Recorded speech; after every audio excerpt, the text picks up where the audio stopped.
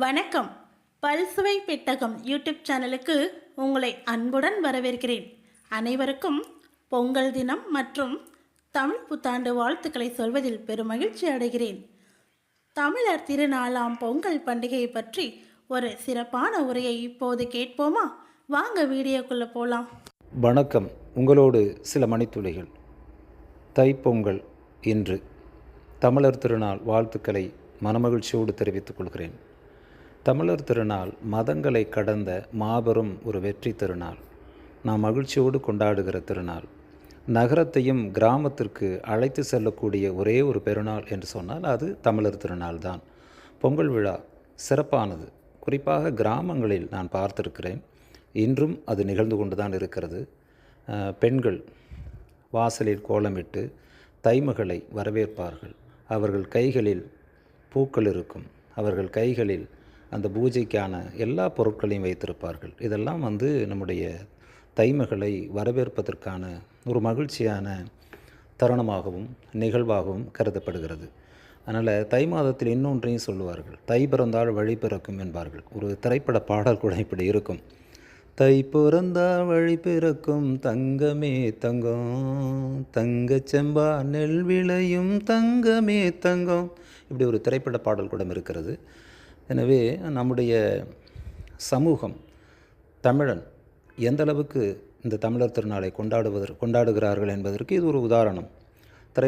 திரைப்படங்களும் கூட தமிழர் திருநாளை கொண்டாடுகிறது. அதனால தான் ஒவ்வொரு திருநாளையும் திரைப்படத்திலையும் பயன்படுத்துகிறார்கள். அந்த வகையில் கிராமத்தில் ஒரு சாதாரணமாக மனிதர்கள் எப்படி பேசிக்கொள்வார்கள்னா, சரிப்பா தை பிறக்கட்டும், தை பிறந்தால் எல்லாம் பேசிக்கலாம், இப்போ பேச வேண்டாம் அப்படிம்பாங்க. எவ்வளோ மங்களகரமான ஒரு நிலை பார்த்தீர்களா? உண்மையிலேயே. அதனால தான் தை மாதத்தில் தான் ஒரு பெண் பார்க்கும் படலம், நல்ல நல்ல பல விஷயங்களை தை மாதத்தில் தான் செய்வார்கள். அது மட்டுமல்ல, கிராமங்களில் நீங்கள் வயல்வெளியில் போனீங்கன்னா இந்த கதிர்கள்லாம் அறுத்து பாதி பாதியாக நிற்கும். அந்த பார்ப்பதற்கே கண்களுக்கு அழகாக இருக்கும். மிக சிறப்பு விருந்தாக இருக்கும். வாசம், நம்முடைய மண் வாசம், கூடவே நெல் வாசம், பெண் வாசம்னு நான் குறிப்பிடுவது, பெண்கள் மிக சிறப்பாக அதில் செயல்படுவார்கள். ஆண்களை விட பெண்களுக்கு இந்த பண்டிகை மிக முக்கியமான பண்டிகை. ஆகவே மஞ்சள், குங்குமம், பானையிலே பொங்கலிடுவது, இதெல்லாம் எவ்வளவு சிறப்பாக இருக்கும். அதுவும் சூரிய பொங்கல் என்றும் இதை சொல்வோம். சூரியனுக்கு இயற்கையை நம்புகிற நமது மக்கள். ஆனால் சூரியனையே நம்புகிறோம் அப்படின்னா ஒவ்வொருத்தருக்கும் ஒரு நம்பிக்கை இருக்கும். அதாவது நம்பிக்கையை விதைக்கக்கூடிய ஒரு பண்டிகை. சூரியன் தான் வெளிச்சத்தை தருகிறது உலகுக்கு. அது மாதிரி நம்முடைய வாழ்க்கைக்கும் வெளிச்சம் கிடைக்காதா என்ற ஒரு ஏக்கம் இருக்குல்ல, அந்த ஏக்கம் சரியாகுவதாக அல்லது நம்புகிற மக்கள் உண்டு. அந்த வகையில் நம்புகிற ஒரு நம்பிக்கையான பண்டிகை இது. அதனால தான் கிழக்கை காட்டுகிற கிழக்கு என்னும் இலக்கு இன்று பிறப்பதாக மக்கள் நம்புகிறார்கள். அந்த வகையில் தை மாதம் என்பது சிறப்பான ஒரு மாதம். ஏனைய மாதங்களை விட தை மாதத்திற்கு என்று ஒரு சிறப்பு இருக்கிறது. ஒவ்வொரு மாதத்திற்கும் சிறப்பு இருக்கத்தான் செய்கிறது. அதுலேயும் தமிழர்களுக்கு இந்த தை மாதம் என்பது வெகு சிறப்பாக இருக்கும். ஆகவே தமிழை கொண்டாட வேண்டும்.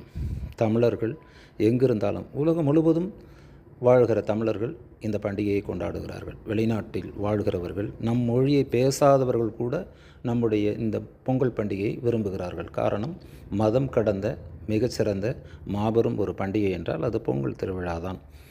பொங்கலை நாம் கொண்டாட வேண்டும். நகரத்தையும் கிராமத்துக்கு அழைத்து செல்கிற ஒரே பண்டிகை பொங்கல் பண்டிகை மட்டும்தான். ஏனைய பண்டிகைகள்லாம் இருக்கலாம், இருந்தாலும் பொங்கல் என்பது அவ்வளவு சிறப்பானது.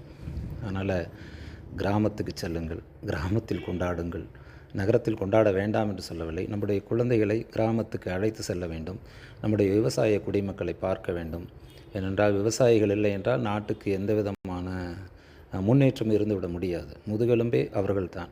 எனவே குழந்தைகளை கிராமத்துக்கு அழைத்து செல்ல வேண்டும். அந்த ஆடு மாடுகளை எல்லாம் பார்க்க வைக்க வேண்டும். நம்முடைய இயற்கை பகுதிகளை ரசிக்க வைக்க வேண்டும். ஆற்றங்கரை ஓரம் செல்ல வேண்டும். குளத்தங்கரை, ஏரிக்கரை, இங்கேயெல்லாம் குழந்தைகளை அழைத்து செல்ல வேண்டும். ஏன்னா நகரத்தில் வாழ்கிற எந்த குழந்தைகளுக்கு எதுவும் தெரிவதில்லை.